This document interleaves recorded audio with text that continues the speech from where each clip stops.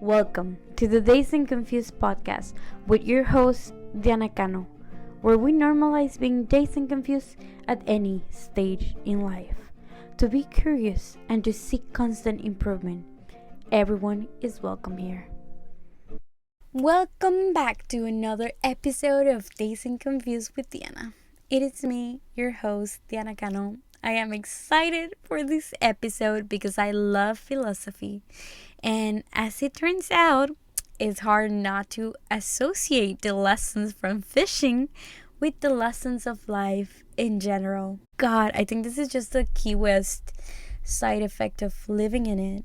Fishing, the lifestyle. Next thing you know, I'm writing a book and hopefully make money during my lifetime and not after I'm dead, because please, if I do end up becoming a billionaire when I'm dead, we'll set up all the legal affairs. That way my family can keep most of the money. Okay, thank you. So, the way that you do anything is the way that you do everything. It's such a cliche, but I am obsessed.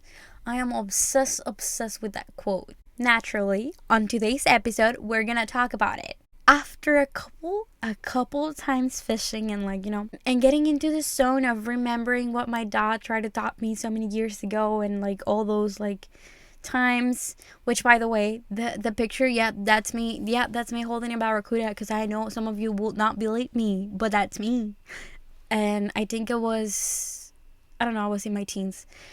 But yeah, my dad tried to taught me so many things, and I was just like, blah blah blah blah blah. Life has a funny way of coming full circle, and the important thing is that I can recall some of those lessons. I noticed that in my journey of manifestation, I learned so many things, so many good things, and I am not gonna become a coach, I swear.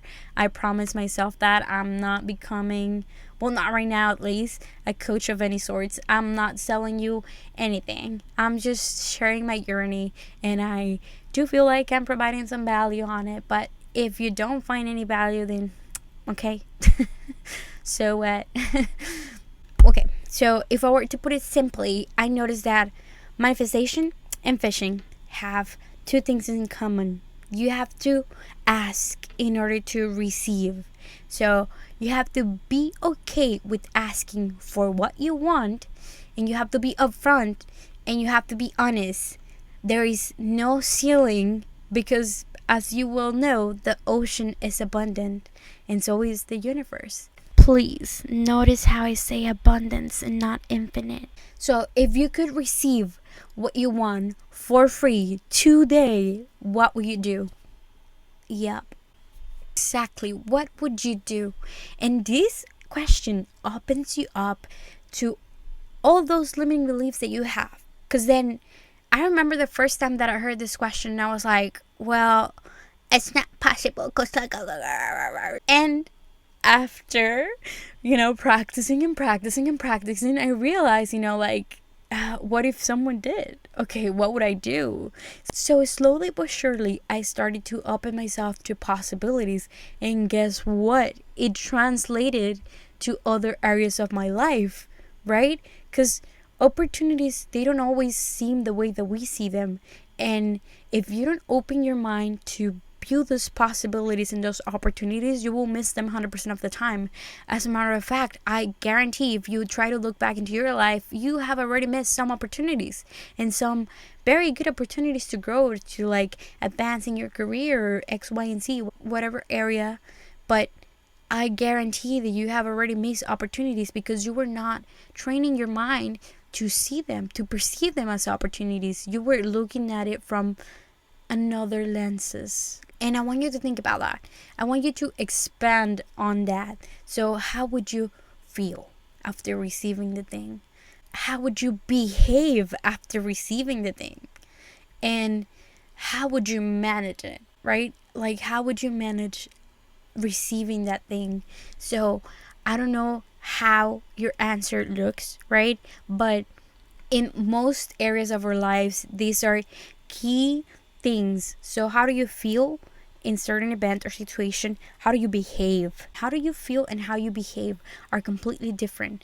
And then how would you manage it? The reason why we're not seeing certain things in our current realities because we're not ready to handle them.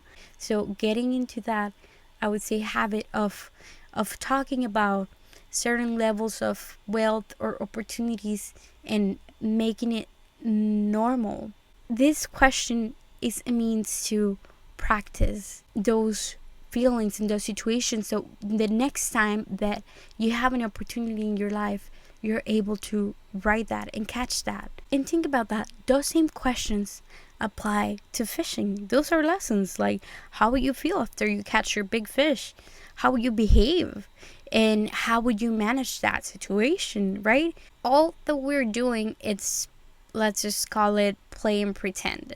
So we are making it fun to start preparing for that which we want. For all my agnostic people, science backed this up and it calls it the placebo effect. So let us be delusional in this podcast. Know that your science is backing up all of this that I'm saying. It will work because you would have convinced yourself that it will work. Or as we call it, manifest itself. It starts with preparation first. Then we have to see clearly in our minds that which we want. Then we have to ask for what we want. And then we prepare to take the action and receive it, right?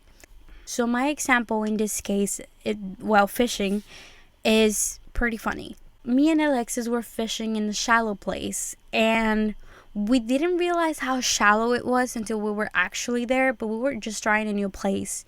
And after a couple hours, he was so over it. We weren't catching anything, obviously, and he said that he wanted to go. Like, there's nothing here, let's go. And I was like, no, please, like, just a couple more minutes, because I don't know why I have so much fun fishing. Even if I'm not catching anything, like, just being there by the sea, looking at the sea, the nothingness, like, doing nothing, just existing, is, I don't know, it feels so abundant to me. So I'm really enjoying, like, fishing, especially when I'm also not fishing anything. It's ironic. I remember saying, like, no, please, let's just say a couple more minutes. Like, I'm gonna catch something. Like, something's here. I was recording underwater the little guppies, and then eventually one little fish came. And while I was recording that fish, I felt like a really hard pull on my hook, and or the line, and it was like harder than like your usual fish. And when I start to reel it in, I realized that the line was pulling me, and I was like, oh fuck, I think it's big, or it's heavy, or it's fat, you know. Alexis was like, okay, let me help you. So when he took my fishing rod and he started like to reel it in and fight it, when he reeled it in and we saw it, it was actually a baby hammerhead. I just think the chances of catching a baby hammerhead on like my second time fishing here in the Florida Keys were like, wow. So it was a very abundant experience, and we also handle it very well for a couple of like newbies. And actually the baby hammerhead, he had already had a hook in the other side of his mandible, and it was bleeding. So obviously we retrieved the hammerhead and we took out my hook and we took the other hook out. I have a really cool reel in Instagram. The hook that you see bleeding, it's the hook that was already there in the shark. So after taking the hooks off, he allowed me to grab the baby hammerhead and put it back on the water. And I was so scared. I remember being so scared to even touch it, because even if it was a baby, I knew like the damage could be big. And surprisingly, I think what surprises me the most is that even though he was in distress, he allowed us we try to do it like as fast as we could. But I remember how I was asking the universe, please let me catch something, because I wanted to prove Alexis that you have to be patient in order to gain something. And I feel like life, it's a lot about like fishing, like you have to be patient, and fishing allows you to practice that patience and waiting. Like there's long periods of waiting, but if you want to catch something great, you have to be willing to go you have to be willing to go through those long periods of waiting. So I think I've said this time and time again, and I will continue to say it time and time again until you remember that taking action with intention is a very, very powerful tool. So guess what's gonna happen if I go out there and every single time that I'm fishing, I'm proclaiming to myself that the intention of me showing up and fishing today is that I am developing the habit of becoming patient. It has no other option but to manifest itself. And it doesn't matter how often I do it. What matters is that you're doing it. Tiny actions over whatever other metric there is. So, amongst a lot of the phrases that I throw at you, I want you to remember this phrase. A goal without a plan is just a wish. So, your training plan doesn't have to be incredibly complex. It just has to be progressive. Like, it has to be a progressive strategy to get yourself ready for that next level. Which leads me to my other point, taking and giving.